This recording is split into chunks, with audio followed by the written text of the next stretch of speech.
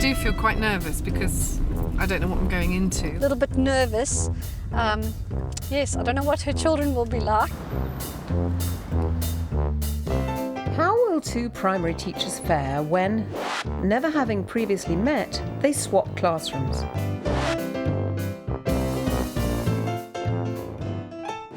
And what will they learn from the experience? In Victorian times, schools were organised very differently from nowadays. Children sat straight-backed in rows facing the front. Remember to work quickly, quietly and efficiently. And held the teacher in fear and awe. Alida Duplessis teaches reception class in a Victorian-built school in Islington, North London. Many of her pupils have English as a second language. Sue Peacock also teaches reception in a school built over 100 years ago, but it's in a leafier part of Islington. Show me the right number of fingers, Emma-Jeanne. The sort of theory behind it is that there are 6 areas of the curriculum in the foundation stage, and that the classroom would match all the areas of the curriculum. So there's make-believe, it supposedly encompasses the creative aspects of the curriculum, communication, speaking and listening, reading and writing. And over here, behind me in the workshop, that's mostly to do with designing technology and exploration of materials and using tools. And in discovery, there's all of the construction apparatus and maths, science, for knowledge and understanding of the world. And then the other area in the classroom, which is actually really important as well, even though it is the carpet, is what we would call the thinking space, so that when children are working here, that's where they think and discuss. How many sunflowers can you see? It's a mixture of guided activities with a teacher or a TA, and self-chosen activities. So they choose what they want to do in the areas, but it's a bit like they have to plan what they want to do and then be able to explain and talk about what they've done and why they've done it. 2 miles down the road at Duncombe Primary in Islington, North London, Alida also bases her classroom layout on the 6 areas covered by the national curriculum. Only move down and up, okay? Basically, my classroom, I believe it needs to be quite organised because it's an environment that quite a lot of people has to live in. I've got my different areas. I've got my planning area where the teacher plans, daily planning that I have to look at. I've got my actual teaching area where I've got all my different resources and props and things which I can access quickly as I sit there and teach. Are you ready? Oh, I'm ready.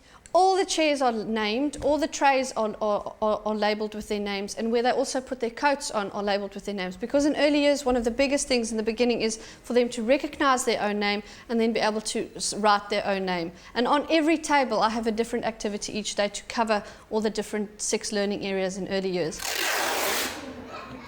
The carpet is what I call my magic carpet, basically. It's like the children come in at the beginning of the year.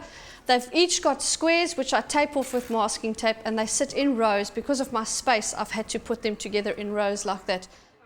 Point it to the class. Ready and go. The, your, and, cat, push, black, with, thin, pink, long. Oh my goodness, was that not perfect? Give her a pat We've on got the a back. surround That's sound system in our excellent. class, and it saves the teacher's voice a lot. Mr. Cody, let's see. Do you know how to use this? Yeah. Do you? We put it round your head and you hold it there. And, Look at the word. cat, That's it. push. Excellent. At Thornhill Primary, they've embarked on an ambitious horticultural project, turning some dead tarmac space into a little garden. Its creation has inspired Sue's pupils in their work. In the workshop at the moment there's a big display about the outside space, and it's their garden plans, and there are notes on there about what they would like in the space and the sorts of plants and the sorts of artefacts they would like. So this is the outside space for both my reception class and the reception class next door. These areas here are for growing vegetables, and so we've got lettuce and potatoes and carrots and our pride and joy, our beans here. We've got chalkboards here for the children to use chalks and water. And then this area here where the little railing is the wild garden. And this is to be used for growing a whole range of different plants, wildflowers, plants that particularly attract butterflies and ladybirds. Because I don't have so much space within my class, I'm very lucky to have a lovely warm conservatory that leads out. The conservatory's got my other areas, for example, the role play area, junk modelling area, and that leads out to an outdoor area where I have my sand, my water trays, my climbing frames, and the garden, which is lovely for the children. What are they? Babies. What are they, Cody? But they're only for the water. Displays, I think, are crucial. One, that it's a stimulating environment for the children, but also there's a mixture of displays which they use, like, for example, the sound wall at the back there, which they use in their writing, is purposeful. It's used in their play. I've got one of my biggest displays that gets changed literally every day is my big display over there with my 6 different learning areas, and that's my photo display, what we call look at what we've been doing, so that the headmaster and everybody can see what they do. It's a big motivational tool. The children love that display. They come in and they see themselves doing work, and every day they just do more and more. And that's where I actually spot their progress. I see what objectives they've achieved, and it's all there. I'm going to go out now, and then that other teacher, Alida, she's going to come in and just talk to you for a little while and do some teaching with you. So I'll see you in a bit. Right, thank you for a lovely lesson. I'll see you later. Okay. Although they've never met, Sue and Alida have bravely agreed to swap classrooms and teach each other's children.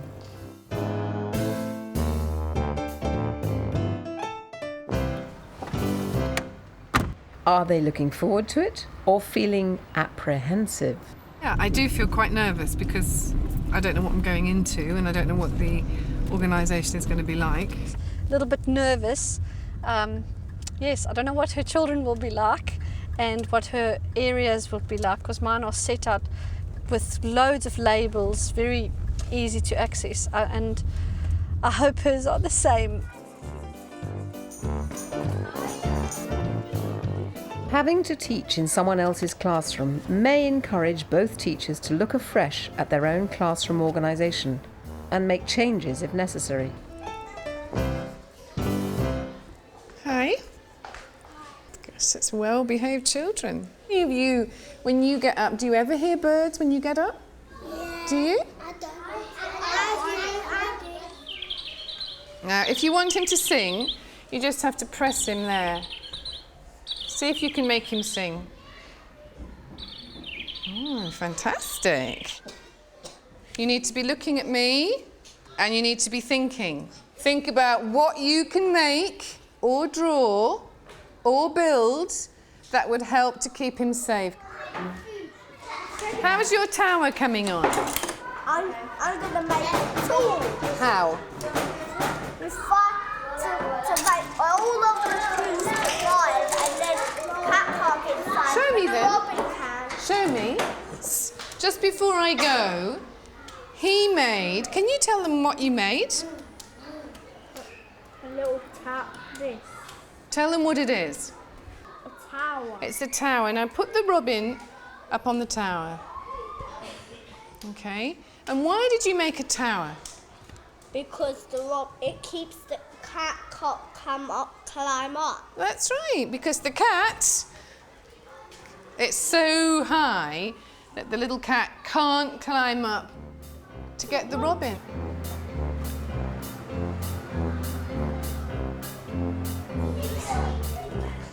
Hello, everyone. Hello, can you turn around and face the leader? Turn around and face the leader. Then I'm going to ask you another thing. Can you all come a little bit closer? Because we're going to look at the whiteboard. Okay, come a little bit closer. So, hello, Alfie. Ooh. And when Alfie points at the farm animal, I want you to shout the farm animal's name. Or just say it. Can you say it nicely? Can you say it? Who knows? What is that? What is that? A sheep. What is this, do you think? What is this? Cow. Very good. Put it on. Come stand in the front. Okay. Next person is going to be my... come on, you were a good oink oink. Okay. Come on, ready and go. Moo. Move your head. Come on, act it out. Oink, oink, oink. Moo. You know what? My class is not going to believe this. You are really clever. Casting a fresh eye over their classroom's current configuration, our experts have a tip or two to share. My tip for a leader would actually be to learn from some of Sue's zoning techniques and the use of colour and furniture to break up the area that she has in the classroom. A leader is certainly using a lot of visual displays and it's a lively classroom. But actually if she divided it more into different kinds of spaces that had a different atmosphere, I think her and the students would all benefit. In the picture, there's many activities that look to be set up in this classroom. Children who are involved in these activity corners are very rarely working with the teacher in that activity corner. They tend to be working in their own groups. Do those groups have the communication skills? Do they have the support skills in order to carry on that activity? One tip for teachers that you can take from this is to ensure that you work with communication skills with your children such that they can talk to each other, they support each other, they're not threatening to each other, and that when they run into a problem, they don't necessarily run to the teacher. I thought, in fact, the most effective area was the central carpet, that red carpet for thinking. And my tip for Sue would be to reinforce that by adding a curtain that she could hang from the ceiling that goes behind her to take away the distraction from the zones behind it. It could also then double up as a prop maybe for the make-believe area or one of the other zones. Following the swap, Sue and a leader meet for the first time to discuss what they've gained from the experience and whether they have any tips for each other. I don't know if I could give you a tip, but what I did find was the interactive whiteboard. I would have liked to have had it more central, but I think our teaching styles are quite different. My tip for you would be to do with how the children's learning resources are organised in the classroom. In that, at the moment, although they're well organised, it seems to be a bit scattered for them, and you and your assistant have to spend quite a lot of time putting things out and putting them back and so on. Whereas I think that if they could be organised so the children could access them, it would be more beneficial for them, but also it would be beneficial for you too. The other thing was I'm used to my squares on my carpet, you know, with my children being quite organised. And I found that I lost some children while I taught because I don't have them like that. So, but perhaps mine are a bit too rigid because we've got total different classes, total different children. 2 weeks have passed. It's time to visit our teachers and see whether they've put any of the tips into practice. A leader talked to me about the place of the whiteboard. I can't move it. I mean, that's where it is and that's where it's been set up. But actually, because I don't teach from the centre, if you see what I mean, all of the time, the whiteboard is part of an area. So it's used as a group resource as well as a central teaching resource. I think Gillian's comment about the different zones is excellent. I basically, straight after the whole event, we basically started a colour system. Green bands for outside, blue bands for the conservatory, which is the busy bee area, and no bands in class. So the children are now colour coded for the different areas. That's definitely a good thing.